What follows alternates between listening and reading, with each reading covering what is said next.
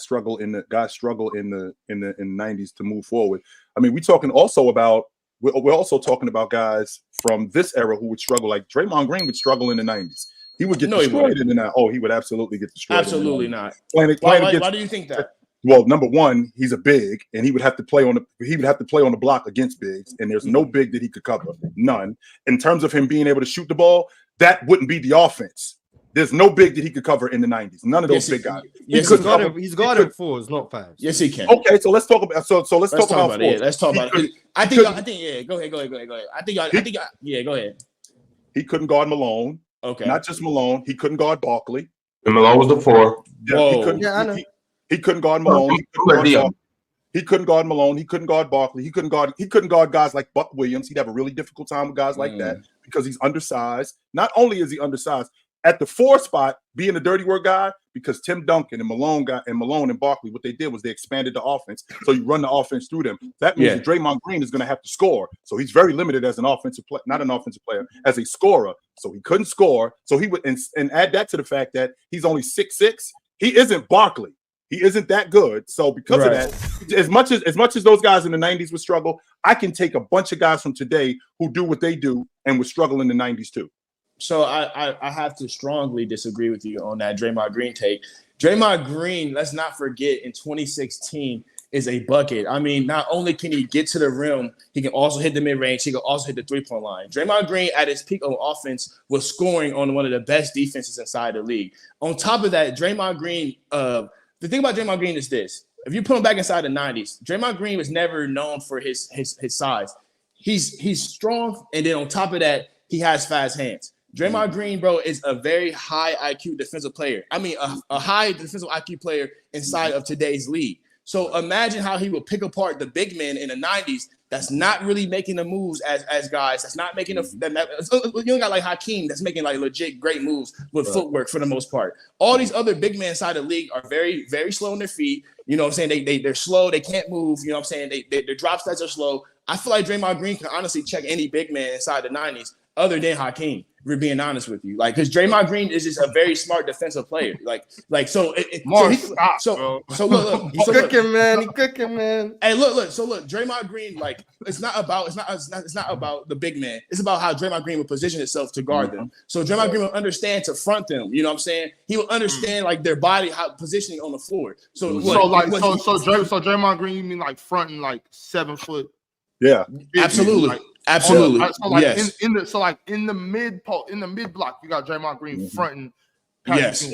Yes. Okay. Absolutely. So let's get off the center. Guys like Chris Webber or like Rasheed Wallace or how does that matchup look like for Draymond in your mind? How does the Chris Webber we'll stay with Chris Webber, not Rasheed. Let's just go straight with Chris Webber.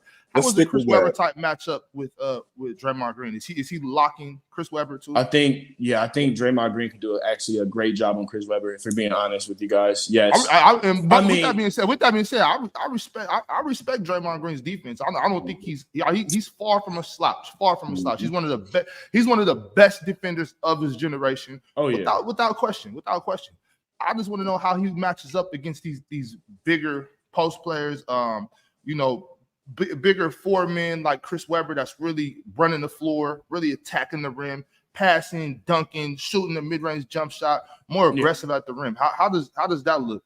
As well as Rasheed Wallace. How does Draymond Green match up with Rasheed Wallace? I have a question for you. Well, Rasheed Wallace, man, I mean, Rasheed Wallace, he might actually go ahead and like overpower Draymond a little bit. So I wouldn't be surprised by that. I mean, just a little bit. Rasheed Wallace, he's a menace.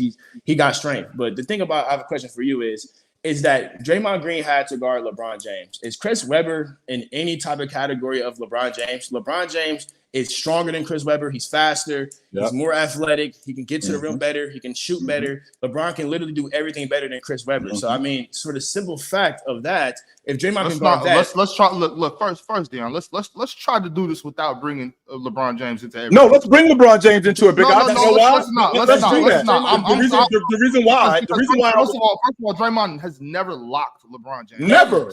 Let's kill that. That's why I want to bring James. Only JJ Barea. I never said he had. Okay, so then what's the point of bringing LeBron into this? Are we gonna? I know because the first thing you said, Dion.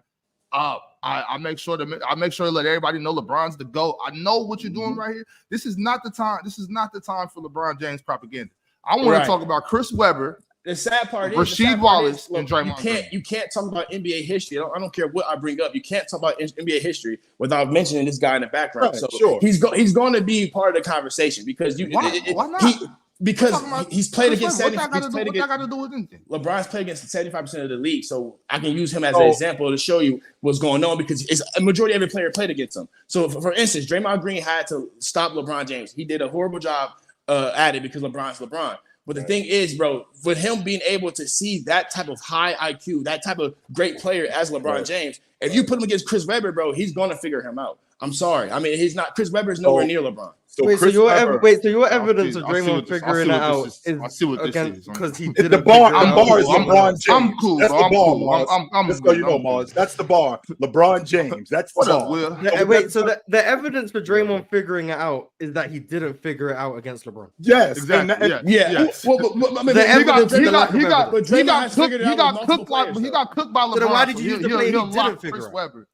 Because that's the high upper echelon of a player is LeBron. That's who he had to guard at his best. You know, Draymond had to check us like 4 years in a row, and he got destroyed. He did, yeah, he did. Right. But so that's a bad example. That's the point. But how far is Chris Webber compared to LeBron James? Well, why would you use someone who's above Chris Webber's level who Draymond didn't stop?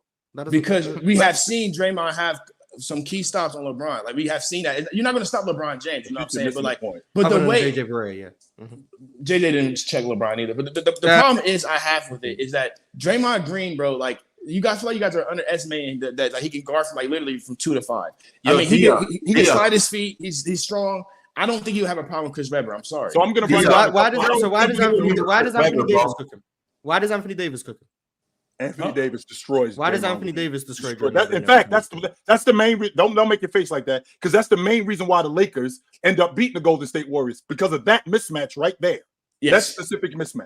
So I want this. What I'm going to do really quickly. I'm going to run down a couple of 4 men, and I want you to just evaluate who they are. So Malone, Chris Webber, Rasheed Wallace, Kevin Garnett, Antonio McDyess, Charles Barkley, Dirk Nowitzki. These are the guys that Draymond Green is going to have to deal with in the 90s. And those are the upper echelon guys. I didn't mention Otis Thorpe. I didn't mention Buck Williams. I didn't mention AC Green. I didn't mention guys like that. I didn't mention Dennis Rodman because we all know that Draymond Green, as smart as you say he is, which I think he's got a great basketball IQ. On the flip side to that, though, Draymond Green flies off the handle, and it's not that hard to get him off of his game. So a guy like Dennis Rodman, when I had the conversation about the 17 Warriors against the 96 Bulls, I'm 100% confident Dennis Rodman will get him thrown out of at least one game. At least one game, he will get him thrown out of the game. So a guy like that who's going up against elite 4 and then great dirty work guys, he wouldn't struggle. Draymond Green would have a hell of a time dealing with those guys. I think Draymond's super overrated just as an overall player. Like, I feel like his importance to the Golden State Warriors. There's a difference between being overrated and super overrated. Like, super overrated is like, yo, man, super overrated. Like, you might be kind of whack. Draymond's not a Hall of Famer. Like how people talk about him being a Hall of Famer. I'm not doing. Yeah, like Draymond to me is not a Hall of Famer because then when you put him in that conversation, then you're talking about him being with other great big men like Shaq and Duncan, etc. And I don't think that Draymond's on that level. I think that we only talk about him in that kind of way because of team accomplishments, which I don't really believe should qualify you for the Hall of Fame. I think that should be like a individual player kind of thing. But I get it that all that does factor in. But what I would say is that if Draymond played maybe like in like the 80s and 90s, I do think that he'd be talked about more positively than what we do now. I think his game, maybe he wouldn't be considered like as good of a defender as he is right now because, you know, hearing the points that you guys were making, it seemed like, okay, like I can understand what Chilltown's saying, you know, and other people that he wouldn't be able to guard like the great bigs back then. But I think offensively, he would be regarded as like a pioneer in terms of like how you see like all these big men now that can like handle the ball and run an offense, kind of like pass and all that stuff. So I think it probably would have been better for him to play back then. On top of that, I think Draymond's a dirty player. So back then, hold on, wait. Draymond is a pioneer. Real quick, Ron. I think that Draymond back then would have got away with a lot more. What happened? No, go ahead. You got it. Somebody say something? Oh, no. Yeah, I'm saying last point. I think Draymond would have gotten away with a lot of the stuff that he's doing now that gets highlighted if he played back then. I don't really think it would be as scrutinized as it is right now. So I think he would have benefited from maybe playing a little bit earlier in NBA stuff versus and now. Big Ox, I did. It's the player choice way. Yeah, them boys don't get it started. The player choice way. Yeah, the player choice way. Come and switch lanes into the player choice way.